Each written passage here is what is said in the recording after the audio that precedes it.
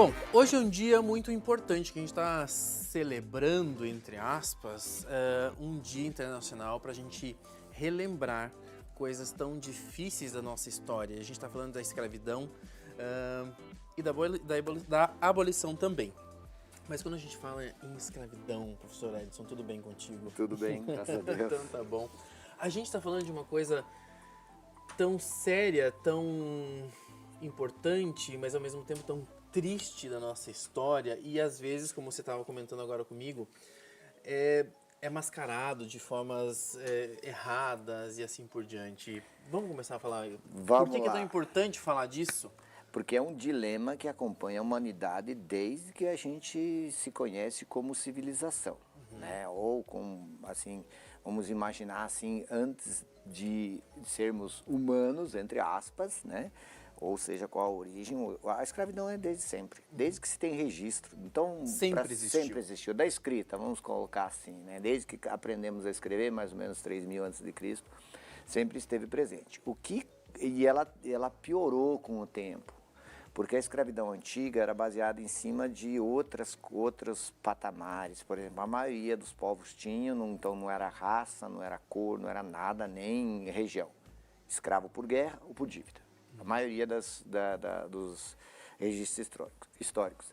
A modernidade complicou porque colocou a escravidão como comércio.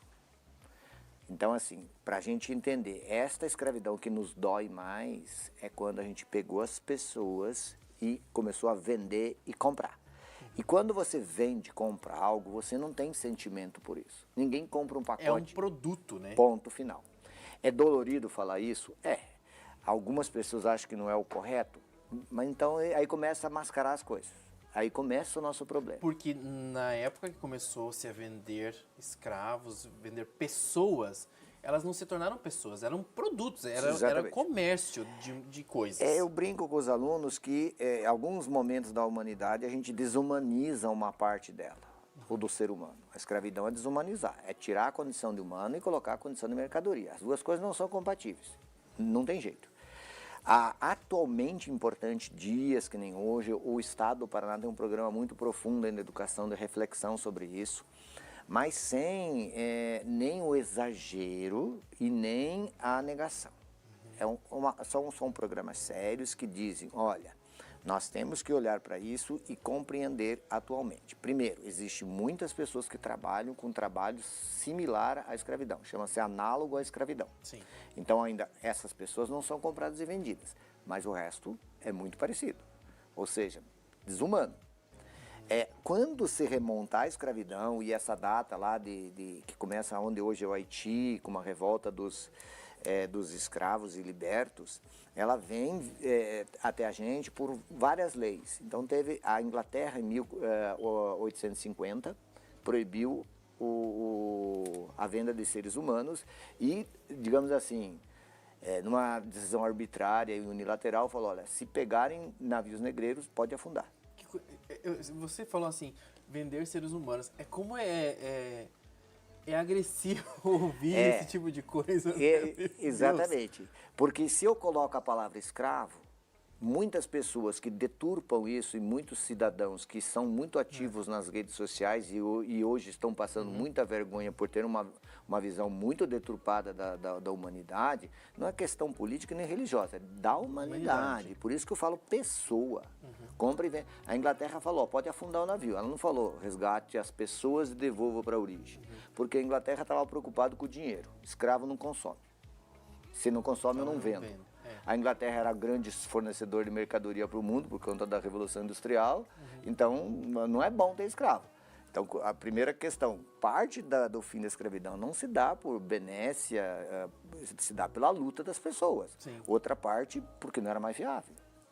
Você sabe que as pessoas ainda têm esse conceito, na verdade, eu acho que é um conceito errado, uma construção histórica errada e assim por diante, de que os negros se tornaram escravos porque tinham a cor diferente e aí não tinham a mesma possibilidade, não pensavam como os brancos e assim por diante. E não tem nada disso. Assim, existem inúmeras justificativas históricas, mas tem umas coisas, a gente tem que ser bem prático. Primeiro, existiam várias tribos na África que sempre estiveram e até hoje estão, que são rivais. Então Sim. você fomenta e alimenta armamentisticamente uma e ela vai pegar o outro para você quase de graça. Sim. Então é uma questão de logística econômica. É. Aí você traz para cá. Segundo, eles sabiam trabalhar. Tinha um modus operandi de trabalho muito parecido com aqui no Brasil precisava e na América exploratória do período colonial precisava. Então não precisava ensinar essa pessoa a trabalhar. Outra, essa pessoa se fugisse ia para onde? Voltar nadando para a África? Não dá. Não dá. O mundo que esta pessoa ia ter fora do trabalho era muito estranho e muito agressivo. A selva brasileira e a vida, o índio vivia bem, porque ele já nativo sabia como lidar com Exatamente. aquilo. Então você tem vários quesitos, sabia trabalhar, não conseguia voltar para casa A nada. Entre não aspas, tinha né? jeito, Não tinha né? como. Porque ele não dominava a tecnologia, não tinha acesso a nada, nem aqui, nem na América como um todo. Sim. Então, foram esses principais fatores. E a forma como as pessoas eram trazidas para cá, que também remonta... As formas é o eram vento. brutais, né? Brutais. Era uma coisa Eu tava assistindo esse vídeo que tá rodando, inclusive na internet tem, como eles eram trazidos para O navio negreiro para o Brasil, para a Europa, enfim, para onde tinha que ser. E era assim, relatos de podridão, de tudo que você imaginar, Tanto porque que- eram 700 pessoas dentro de um barco lá e... Eles colocavam a mais de 20% de sobrecarga, que eram as perdas. E quando tinha alguma necessidade que o navio podia sofrer algum tipo de avaria por causa do excesso de peso, jogava as pessoas para o mar. pro mar. E era normal. Então, assim, a desumanização da pessoa acontece isso. Ele não olha, ninguém estava preocupado se ia se afogar ou não. Sim. A chegada era outro processo de desumanizar e de ruptura. Eles chegavam no Brasil, a última venda que a pessoa ia comprar para trabalhar lá na propriedade ou no entreposto, como se fosse um atacado de pessoas, Sim, olha. né? Estas pessoas, então, recebiam um nome. Então ele já perdia a identidade. Já perdi a identidade. Ele recebia, e depois muitas vezes era um batizado, já perdia a religião. Sabe que, e eu vejo que, claro que historicamente eu não sou um leigo total disso, né? Mas a gente vê pelos relatos, por novelas, enfim, que retratam um pouco, Sim. né, de uma forma. A gente via que por mais que existissem pessoas que tinham pena, dó, eles não conseguiam fazer muita coisa, porque a grande maioria, os homens, a sociedade da época não permitia que Não. outras pessoas tivessem dó dessas pessoas Não. e mudassem essa história. É um negócio que a gente tem que analisar muito friamente, porque parte dos escravos que conseguiam se libertar por N fatores, né? E um dos propósitos dele era comprar o escravo.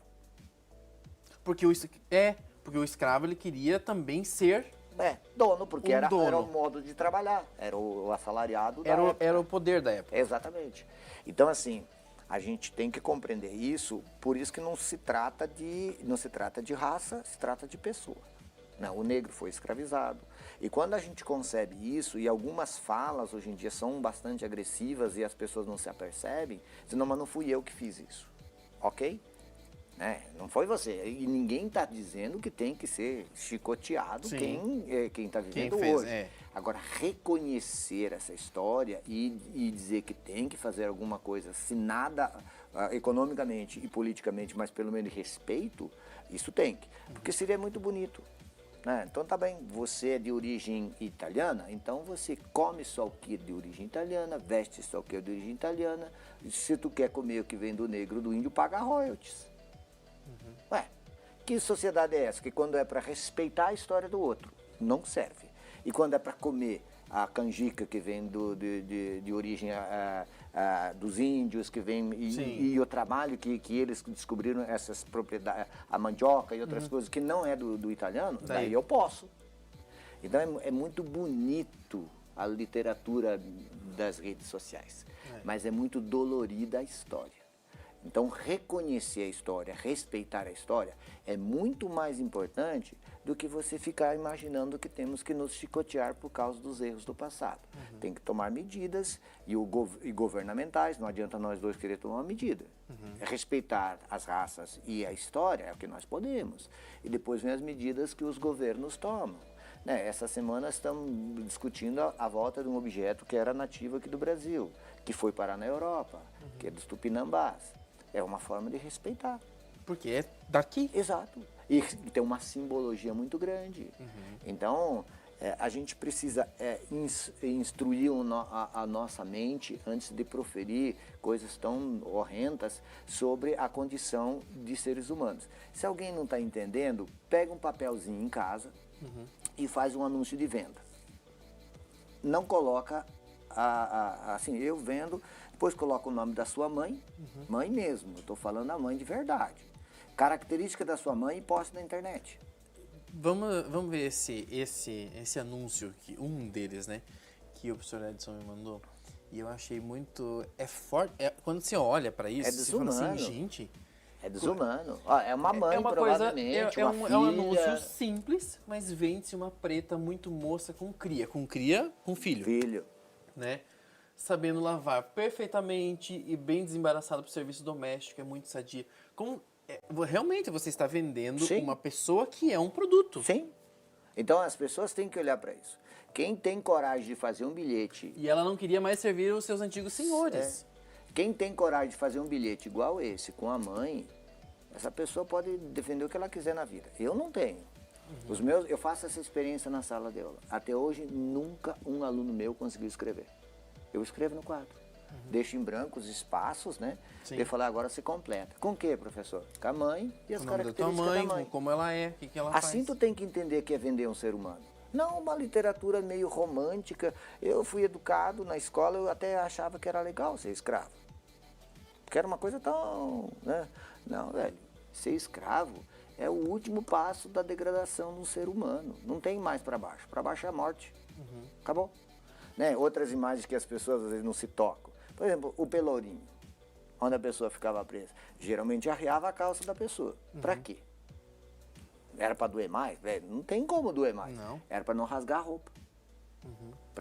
Porque a roupa era do dono. Então ele não ia perder a roupa. Arriava a roupa, tirava a camiseta, que raramente tinha, e daí descia as chibatadas, porque era calculado o suficiente para não morrer. Para não morrer. Porque não era Porque ele não vai perder um escravo. Não, é mercadoria. Então são coisas que tem que ser ditas assim na lata para a gente sentir. Se eu não sentir isso, não adianta eu estudar. Mas você sabe que eu acho tão importante a gente falar disso, porque às vezes a gente vê uma geração de pessoas que infelizmente não vai para a escola mais, ou passa muito rápido, de uma forma assim, que não tem esse conhecimento, que não sabe o que foi isso. E isso faz parte da história, é o que a gente é hoje. Sim. Todas essas informações, todas essas coisas da onde vieram essas pessoas, o que elas representaram, o que elas sofreram, são coisas que a gente precisa debater, falar, porque acontece, como você falou antes, acontece ainda hoje. Sim. Elas não têm o métier normal da escravidão moderna, mas tem esse mesmo grau de desumanização, onde você não tem as condições de higiene, as condições de trabalho, de segurança, você não tem a liberdade, porque você não pode sair. Não pode sair porque você está devendo. Então, assim, e no Brasil, não sei longe, há 3 dias atrás, pipocou nas mídias gerais várias pessoas que foram libertas. Tem uma senhora que trabalhou como servidora do Ministério do Trabalho, que só a equipe dela, em 10 anos de trabalho, libertou 20 mil pessoas. Ela relata isso em depoimento. Então, veja bem, é muita gente. É muita gente. E, ao mesmo tempo, esses dias eu vi também caso de uma empregada doméstica, né? Sim. Que ficou, sei lá, 20 anos trabalhando e nunca recebeu nada por aquilo.